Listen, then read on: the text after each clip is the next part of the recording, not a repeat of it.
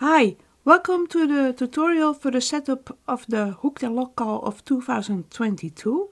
For my blanket I've used these colors. This is 1123 Roermond and 1026 Lelystad. For this tutorial I will use some other colors. The technique that we will be using is already explained in the practice piece for this call, and I've called it the solid square technique. Someone mentioned on my Facebook group that it's also called the solid stitches technique.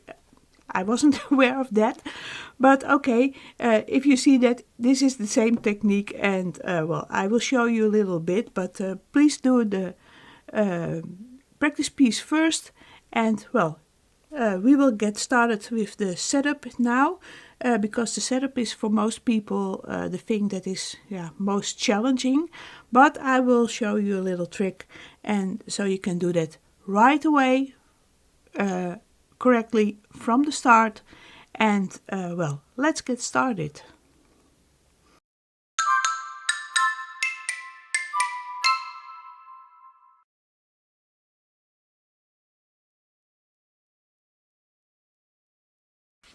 This is the pattern that we will be making. I made a smaller version for this tutorial because otherwise if I have to do the entire number of stitches of the blanket, then this will take very long.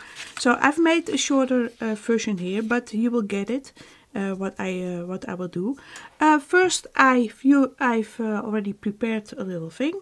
I have made my chain in color 1, and what I always do is I put a marker into 2 stitches before the end, because that is where I will do my first double crochet. So for my tutorial here I had to set up 119 stitches, and then I put it in 117. I also made my chain for color 2 in this yellow, and here I did the same thing. I had to set up 117 stitches, and I put a marker in 115. But look in your instructions for the blanket how many stitches you have to set up, because I don't have it here with me. And then I will show you a little, very nice trick. I will put extra markers in this row of color 2 that will help you with the weaving through method. For the setup I will use the weaving through method, and that means that for row 1A I will just make all the squares, and I do not look at the instructions for what has to be front and back yet, because that will be used when weaving through color 2. But here you see the marker that I used to mark the place where the first double crochet had to be. So I added 3 more stitches for the first DC, and 1 chain for the in-between chain, and then a double crochet, a chain, double crochet, and then you have to skip also 1 stitch from the setup each time, but you already know that from the interwoven crochet technique. If you want to check if you did the correct number of squares, I will tell you the little trick. You just look at the setup, and then you subtract 1 from the setup, and then you divide it by 2. And so for me, for this tutorial, I had to set up 119 stitches. So I subtract 1, that is 118, and then divided by 2, and so I get 59, and I've counted these are 59 open squares.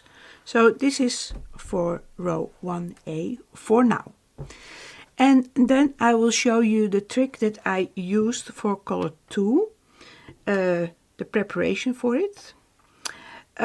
Here you see the marker that I use to mark the place where the first double crochet has to be, and I always use the top loop here to put my markers in, and Here you see it here also, but I will go to the very start here, and your instructions now tell you, and I used red and green markers. You can use your own colors, of course, but the instructions say that you have to put a marker into stitch 9.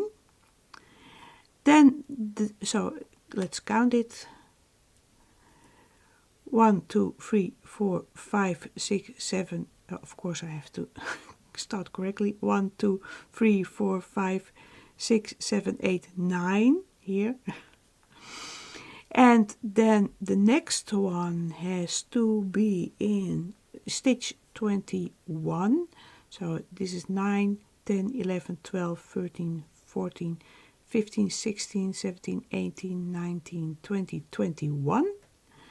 And then another one in red in stitch 31, a green one in stitch 33, and so on. So all these numbers will be in your instructions. So just follow that, and then I will show you how to use these color codings for weaving through.